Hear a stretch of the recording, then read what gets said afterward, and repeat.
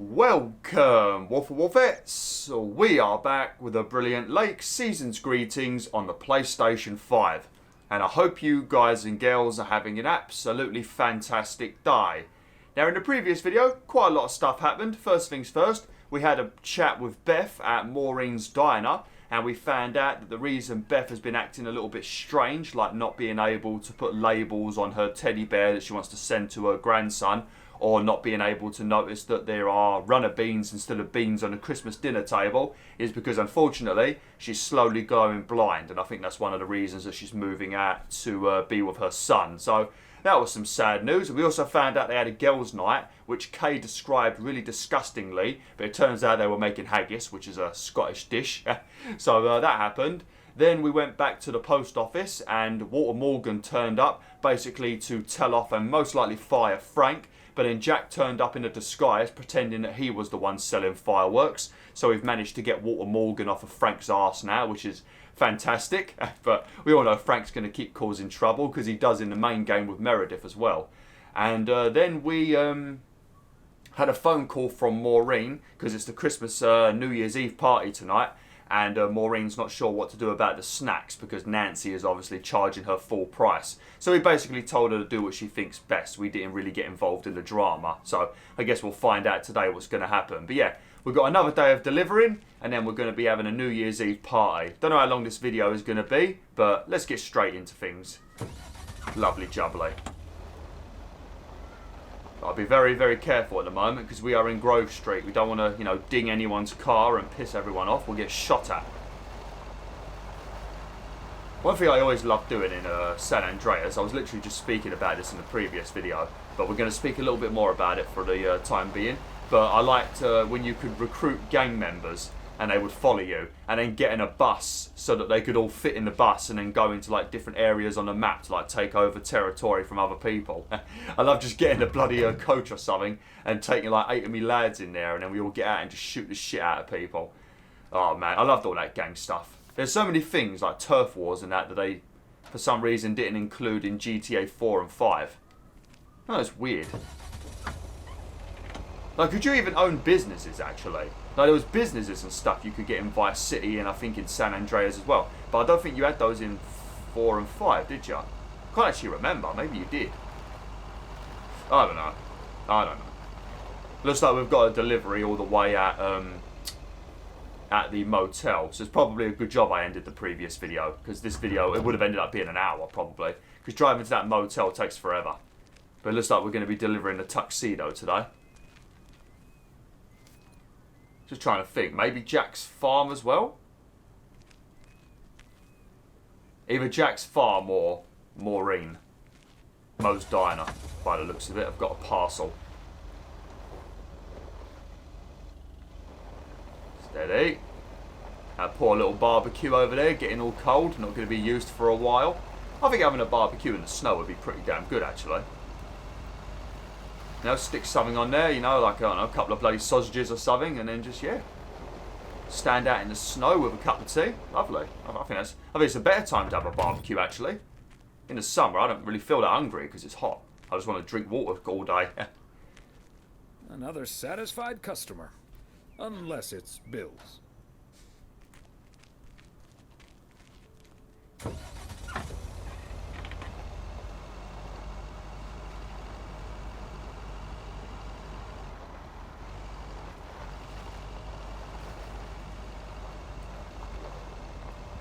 Steady.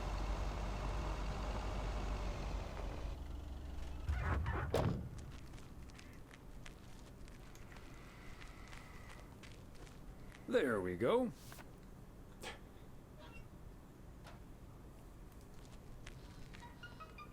At least they're always going to know that the mailman's come.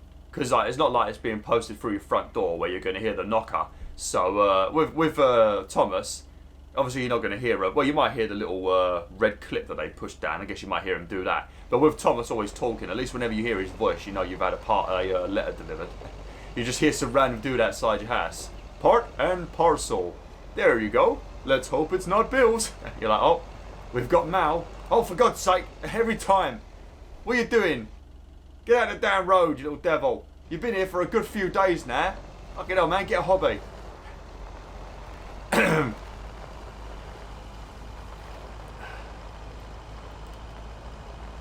Oh, it does look like we're going to Jack's farm. Is it? No, it is Mo's diner. Oh no, Jack's farm's got a letter. Okay.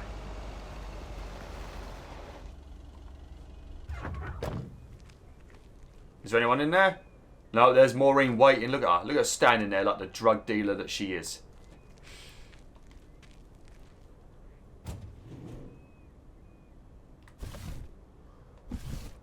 Part and parcel. Oh, here he goes. Here he goes.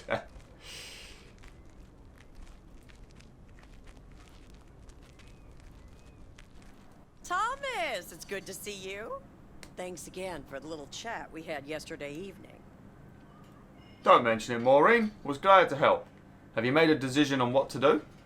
Have you made a decision on what to do? Yep, and I hope it's the right one. But I guess some situations don't have a perfect solution. You'll find out tonight, Thomas. We'll have a grand old time regardless. Oh, was that it? There's the smallest conversation we've ever had with you, Maureen. I'm seeing a lot of cake over there. Oh man, I fucking love cake. Looks like a Victoria sponge or something as well. The best cake on the planet. Fact. There's a woman over here waiting for her food, Maureen, and she's not looking too happy about it either.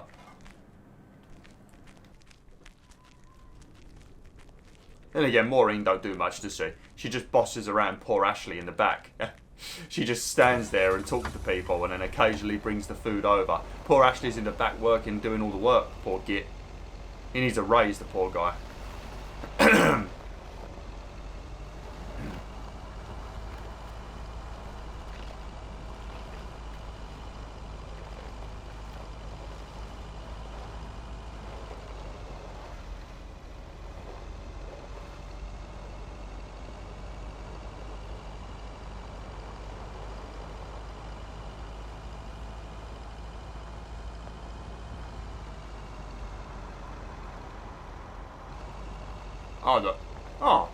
Oh, the news people are here.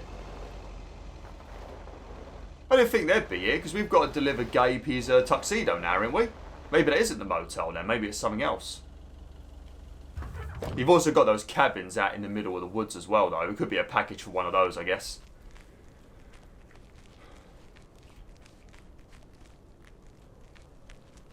Right, the properties in America are so big as well, and you get so much land, and it's like flipping 10 times cheaper than the UK. It's ridiculous. Oh, hey, Thomas. We're about to do a little interview, but you're welcome to listen in. Mr. Price, you know Thomas Weiss, don't you? Sure do. You're resident mailman, am I right? Good to see you, man. Why does he always sound like he's been smoking something? Every time. I think that's just his voice. He's either just always high, or that's just his voice. If that's your natural voice, well, you're the jolliest bloke I've ever met. Don't mind me, I'll just be a fly on the wall. Hi, guys. Don't mind me. I'll just be a fly on the wall here. That was Open Sky by Velvet Moon, one of my favorites. Folks, we have a special treat for you today, because I have a guest here at the Reynolds studio. You know that happens from time to time, but today it's a bona fide big shot. None other than KNW6's own newsman extraordinaire, Mr. Connor Price. Woo! Thanks for having me, Jack. Always nice to talk to a fellow broadcaster. Coming up on our 10th anniversary, Mr. Price. But you've been at KNW6 for longer than that, no? Yeah, it's been... Gosh, can you believe I started there way back in '66? As a segment producer on Portland Rise and Shine. Still remember the title of my first item, too. Is Poplin Still Poppin'? That's a great title. And yet, this is the first time you've come to Providence Oaks. First time staying a while, at any rate. So, Mr. Reynolds, how would you describe this town? Well, I'd say it's... Hey, wait a minute. Who's interviewing who here? I'll ask the questions, thank you very much. Apologies, my friend. Just can't help myself. Always chasing the story, me. It's the commitment I've made to our viewers. The price guarantee. So, what stories are you chasing here in PO? Oh, you know, just trying to capture the old couleur locale. I must say, the people here are very friendly, and I hope the feeling's mutual. Right, Thomas? That's Thomas the mailman over there. But never mind, he's not mic'd. Well, Mr. Price, we did get off to a rough start.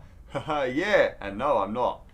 Well, I don't know. I mean, you have been pretty nice since then, but I suppose we should let everyone know that you weren't, the best to meet the first time around. Well, Mr. Price, we did get off to a rough start. You don't say. Because we happen to have a little section called PO Positive or Pet Peeve. You might have heard of it? Can't say I have, but I do like the alliteration. Well, Lucinda Boyle called in a pet peeve yesterday, saying you were quite rude to her when she asked you for an autograph. Well, I'm sure that was a misunderstanding.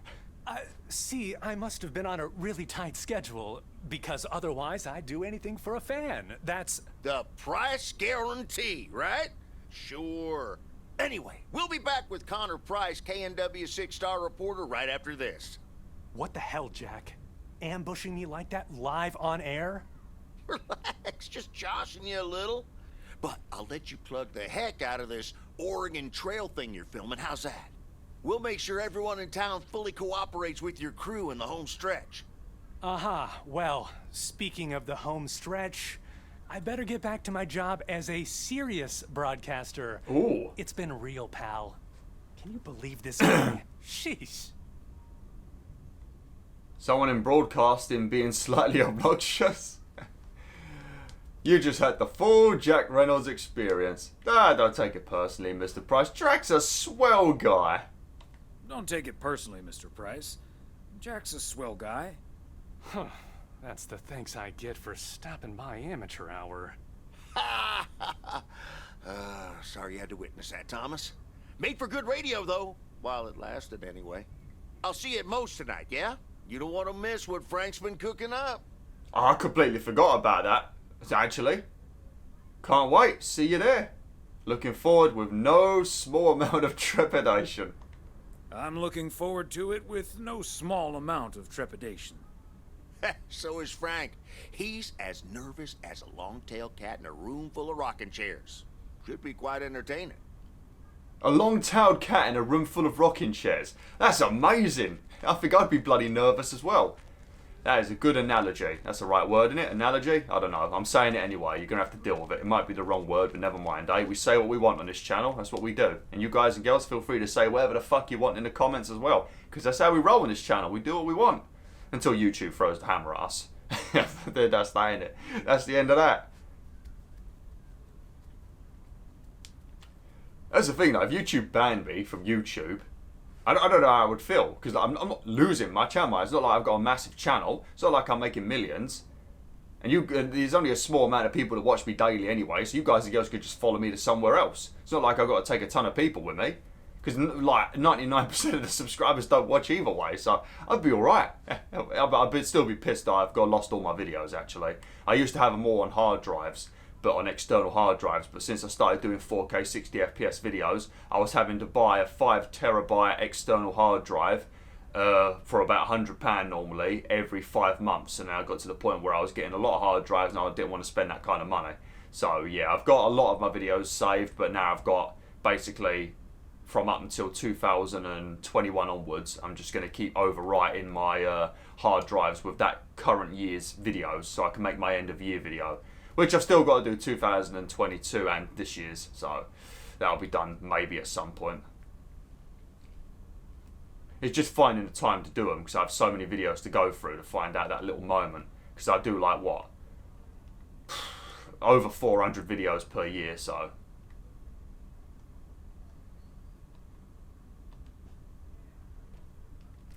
lovely. So I'm guessing this will be the tuxedo.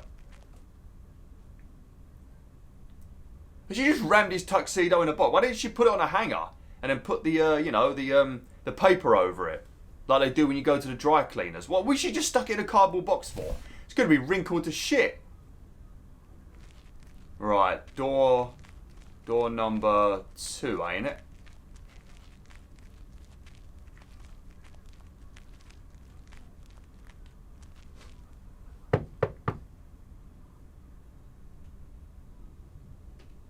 P.O. Toxic, special delivery for a Mr. G. Serrano. Special delivery for a Mr. G. Serrano. My tux! Thanks, Thomas. Just like you promised. Signed, sealed, delivered. That's the Weiss guarantee. Excellent. So, made any decisions regarding Ilsa? Oh, wait, that's not ask. That's not ask. I'm sure it'll no, go on then. So, made any decisions regarding Ilsa? We've decided to keep things professional. But thanks for the advice. I really appreciated your thoughts on the matter. Oh. Oh, well, that sucks. Fuck's sake. We ain't a good Cupid, are we? Gosh, I hope it was the right decision. So we'll see you at the diner. I'll be there, bright-eyed, bushy-tailed, and all suited up. Can't wait. See ya.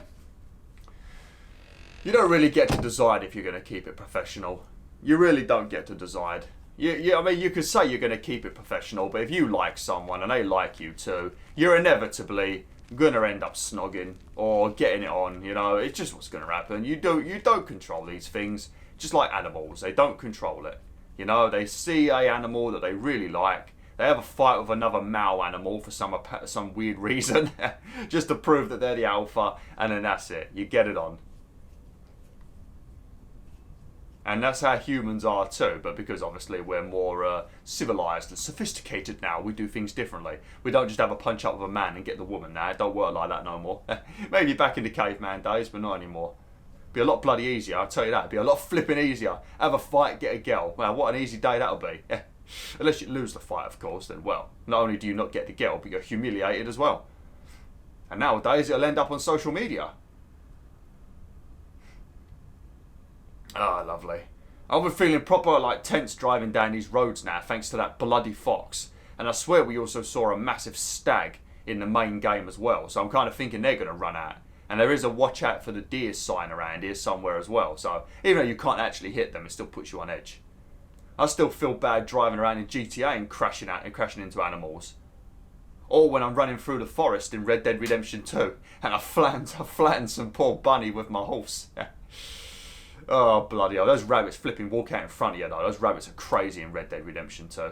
I've got to replay that game. I love that. It wasn't, story-wise, I think I did prefer... Actually, no, both of them. Both Red Dead Redemption 1 and Red Dead Redemption 2 both had those just... those hard to deal with endings, didn't they? Yeah. It was a great game though. I don't know if they'll ever make a Red Dead Redemption 3, and if they did, I'm not sure what they'd do with it. Because if they carry on from Red Dead Redemption 1, that means you're going to have to play Red Dead Redemption 3 as Jack, which was John Marston's boy. Yeah. And I don't think many people like Jack. But then again, I suppose they could go back even further and do another prequel and you could play as like Dutch or something like that. That could be an idea. And the Vanderland gang in the early stages of their crew. Something like that. Yeah, there's a lot of possibilities. I've only just realised I'm recording this on my birthday. I just fucking noticed. Oh dear. It's my birthday today. Hello? Hi, Meredith. It's the Weiss family again. We wanted to wish you a happy new year before we're going to Moe's. Hey, thanks. We've got a little over an hour left here before it's 1986. You'll watch out for those fireworks, won't you? They're so unpredictable. I will. I'll probably stay inside anyways. We've got 4 more hours to go, but Happy New Year! I'd rather be early than late. Yeah, they're in America, aren't they? Different time zones. That's got to be a damn nightmare, that is. Are you going anywhere to celebrate? And of course she's not. She's probably going to stay in and work. Are you going anywhere to celebrate? Thanks, Dad. We're all a bit drained after making the deadline. Some guys from the office were going to do a ER Kung Fu tournament, but I didn't feel like it. A Kung Fu tournament? On New Year's Eve? Yes, Mom, it's a video game. But Tess and I are going to watch Trading Places instead at my place. Quality film. I think that New Year's Eve is overrated anyway. People seem to think it must be the best night of the year, but all you usually get is a lot of drama and a solid hangover. My New Year's resolution was not to make a big deal out of New Year's Eve anymore. And it looks like I'm not going to break it. But don't let that ruin your evening. Every time we bring you up, Meredith, you either want to get off the phone really quick or you do ruin our evening. Or you ruin our day by not coming at Christmas. Oh, lovely. I forgot what I was going to say now. Completely forgot what I was going to say. Mine went blank. I totally understand you, Meredith. It won't. We'll have a good old party. It won't. We'll have a good old party and start the new year with a bang. And that hangover will clear up in no time with a New Year's Day walk in the snow. Shall I remind you of this when you're curled up on the couch under a blanket? Sorry, Meredith. Your father's memory needs a little grease between the hinges. Like starting the car in time before going to Moe's? Bingo! Okay, guys, I won't hold you up. Have a great evening, and a Happy New Year. Love you. Oh yeah, my New Year's Eve resolution is to find out what other game you're the voice actor in. Because I know Meredith's voice from somewhere and it's driving me insane. My beautiful people, may I have your attention for half a minute? No. First of all, welcome to Moe's.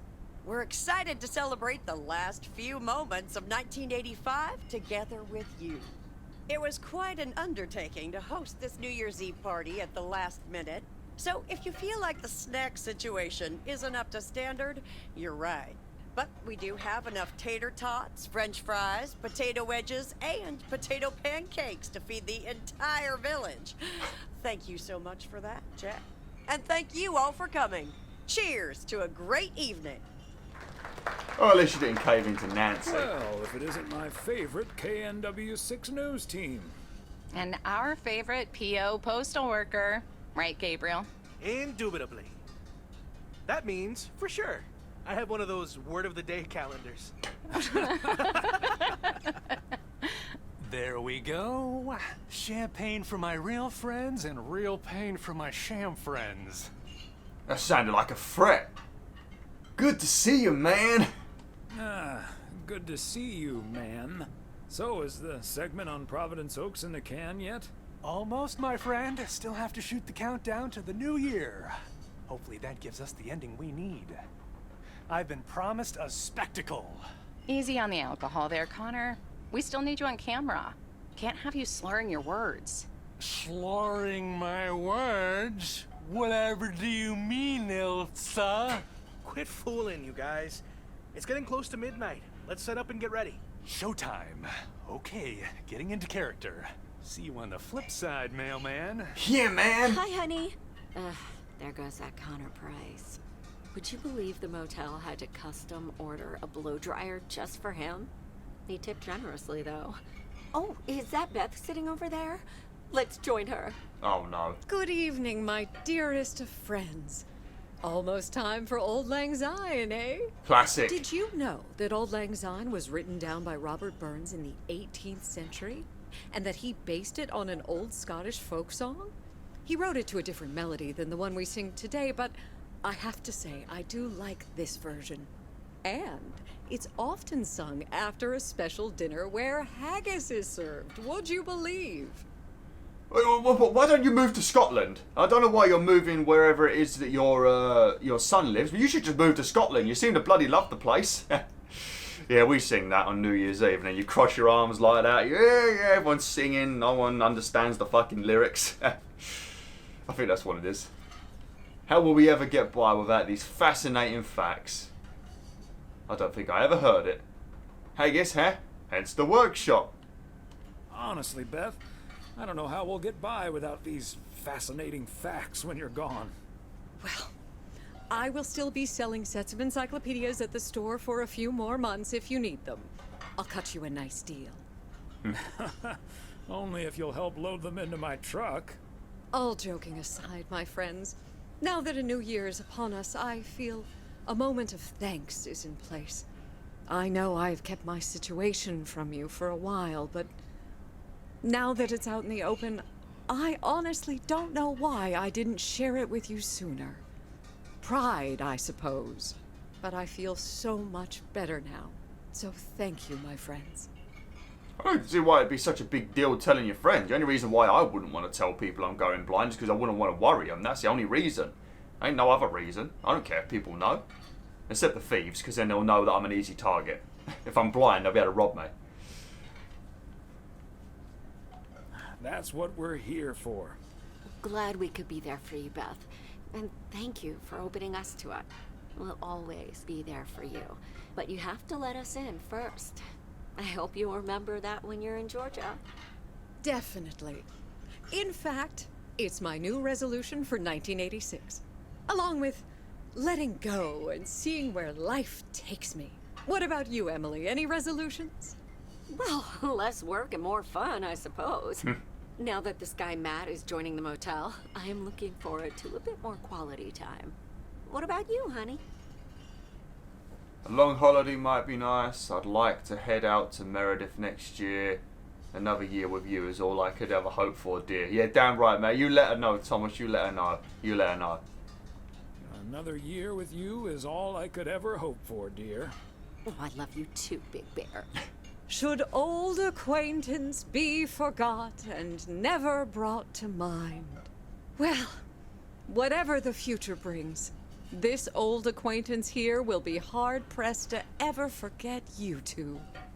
I mean, I'm kind of glad you're going. You're busting out too many quotes for me, Beth. Same here, Beth. Same here, Beth. Absolutely. We wouldn't be able to forget you if we tried. Not that we tried, of course. And like you said at Christmas dinner, even if the reasons for change are sometimes out of our hands, let's focus on the new beginnings that come along with them. And what better time for new beginnings than New Year's Eve? Attention, folks. It's showtime. If you want to see the biggest fireworks show west of the Rocky Mountains, you better be standing outside in about 10 minutes. That's my cue. From a little spark may burst a flame, as Dante once put it. But I need to visit the ladies' room first, or I'll turn into a pumpkin. See you outside. Isn't she marvelous? I'm so happy for her, but I am going to miss Bethy. So will I. I'm wondering why she's going to turn into a pumpkin. But she'll still be around for a while, so it won't be too abrupt. It makes me feel a bit melancholic. Even more than I usually am on New Year's Eve.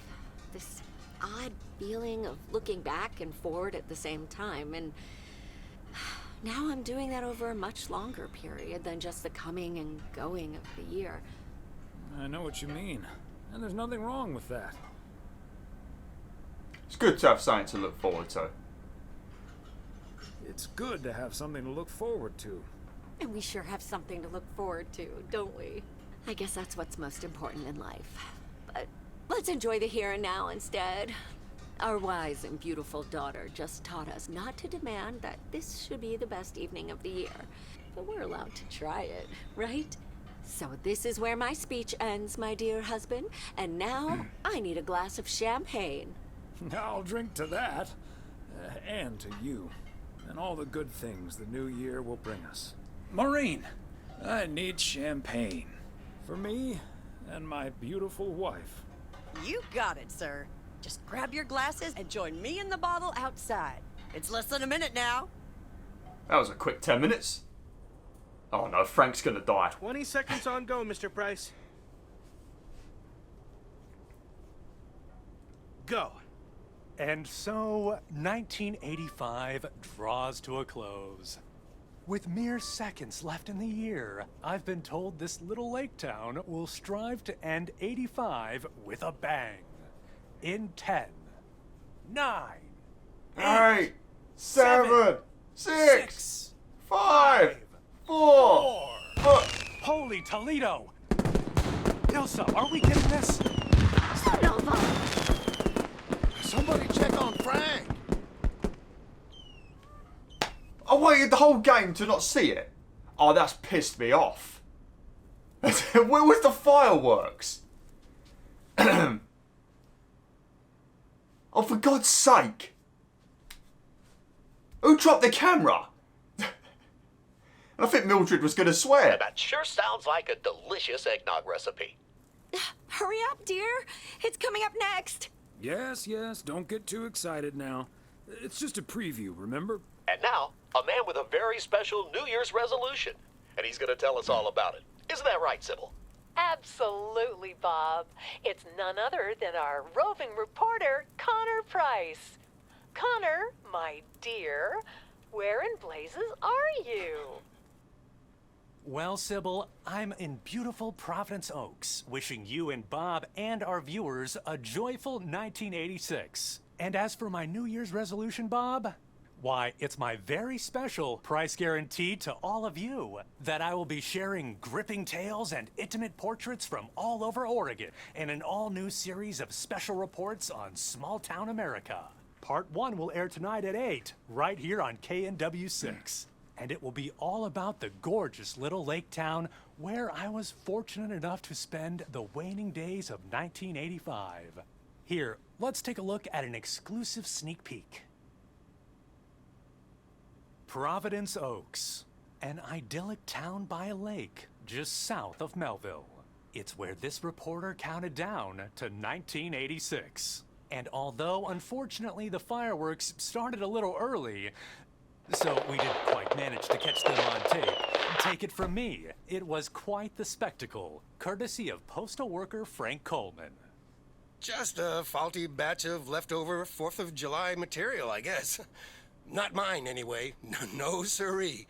But I'm all right, folks. Really, everyone can stop calling me at home. I'm A-OK. And perhaps that encapsulates the true nature of Providence Oaks, or P.O., as it's called by those who know and love it. It's a town where, even when things don't go as planned, folks will be all right and A-OK.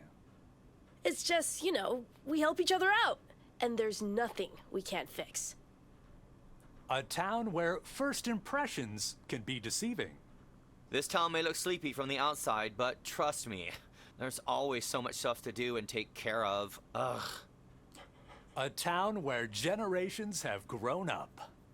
It's a great place to raise kids, and also a great place to have been raised as a kid. Myself, I mean. Back when I was a kid, being raised here.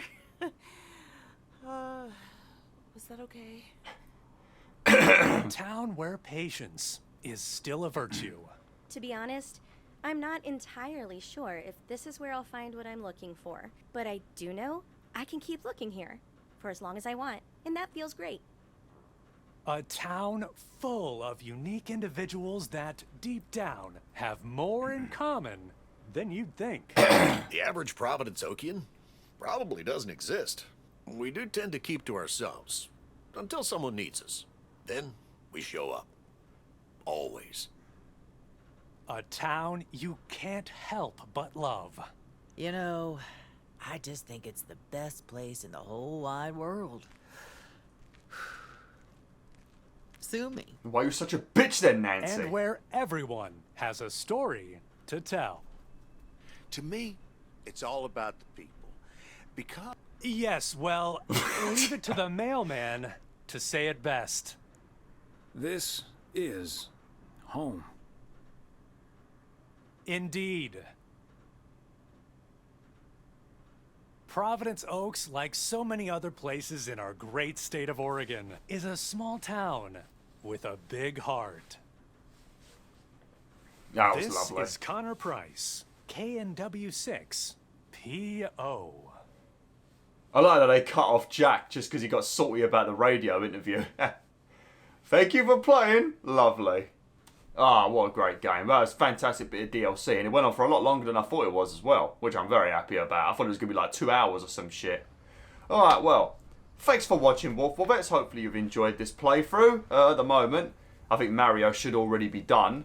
And I think I've probably been doing some Tekken 8 gameplay as well from the demo, so you've probably seen some of that. So Avatar should be either already started or starting relatively soon, and that'll be the game I'm playing through December and January. January there's going to be other stuff as well. But yeah, anyway, thanks for watching. Hopefully you enjoyed this playthrough. Like, share, and join the pack today.